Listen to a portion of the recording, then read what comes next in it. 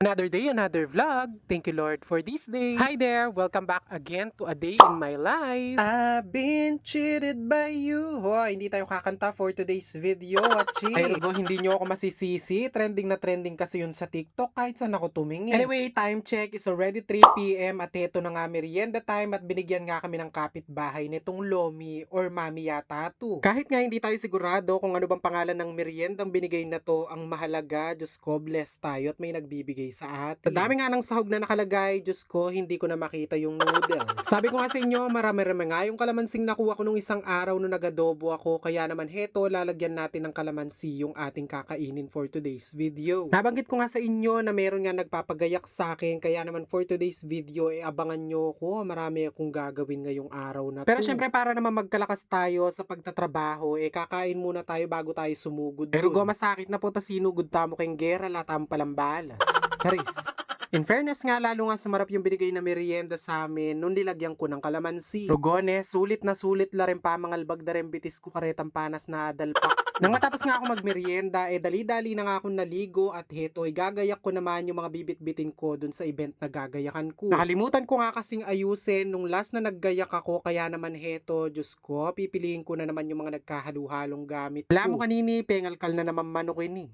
Fast forward, malapit lang naman itong paggagayakan ko sa amin, kaya naman heto, nandito na nga ako sa garahe nung bahay nila. Mag-isa nga lang pala akong maggagayak for today's video dahil nga yung kasama kong naggagayak may pasok siya. Actually, nagahan ko nga talaga yung pagpunta dito sa paggagayakan ko para nga hindi ako masyadong gabihin. Bandang tawli po rape ko kinwada ko paninong ang poninong. Charis. Mga time nga na to, medyo mataas nga pala yung paglalagyan ko ng kurtina, kaya naman heto, gumamit pa ako ng maraming upuan. Ergo, bali ito lang talaga yung hirap neto. Kapag may kukunin ako, kailangan ko pang bumaba. Nasakto pa mong walang bulsa yung aking short ngayon. Tatakpan ko nga pala yung likuran nung pagsisetapan ko ng lobo dahil nga sobra yung hangin dito kapag hapon. Hirap nga kasi kung walang telang nakaharang dun sa pagsisetapan ko ng lobo, baka pagka-uwi ko nawala yung mga lobo. At nung matapos ko mailagay yung tela, heto, binuo ko naman yung bakal na pagkakapitan ng mga lobo. Hindi naman nga ako masyado nahihirapan dahil gamay ko na yung pagtatrabaho ng ganto, kaya naman sandali ko lang din nailagay yung tela dito sa may bilog. Pero syempre kung hindi ka naman talaga sanay, magpagayak ka na lang. Ganun. Mindset ba? Mindset. Para sa amin kasi, syempre hindi na kami masyadong nahihirapan. Pero pag kayong gumawa niyan, Diyos ko, baka tapos na yung birthday, naggagayak pa kayo. Kaya naman sa mga nalalapit nyong okasyon dyan, baka naman.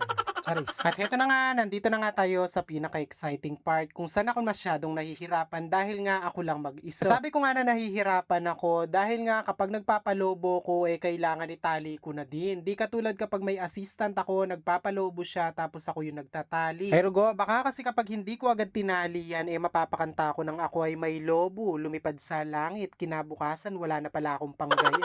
Ganun. Habang nga nagpapalobo ako, kinakausap ko yung sarili ko, kaya mo kay Jay bisang makiba. At nung makarami nga akong napalobo, heto, nilalagay ko na din dito sa may tali para hindi naliparin. Mainam nga na nakatali na siya, at least hindi na maagaw ng iba. Yung iba nga nakatali na naaagaw pa. Uy, akasingit may touchy. Akala nga nung iba minsan ang dali-dali ng trabahong ginagawa namin. Akala nila din na mahal yung binabayad nila sa amin. Hindi nila alam yung pinaghirapan nilang ibabayad sa amin. Pinaghihirapan din naman namin. Fast forward nga, bali ito na nga pala yung pinaka-base nung setup natin. At ngayon naman ay magdaragdag na lang tayo para kumapal yung mga lobo. Nung mga time na to, feeling ko abutin yata ako ng madaling araw. Diyos ko, alas 9, nali ko pa mangapit na. Siyempre, dahil pinanganak tayong medyo brainy. Uy, brainy daw. Kaya natin paraanin yan ng mabilis. Mailagay ko na nga yung mga makakapal na lobo. Heto, gagawa naman tayo ng pambalance para magmukha naman siyang cute, parang ako.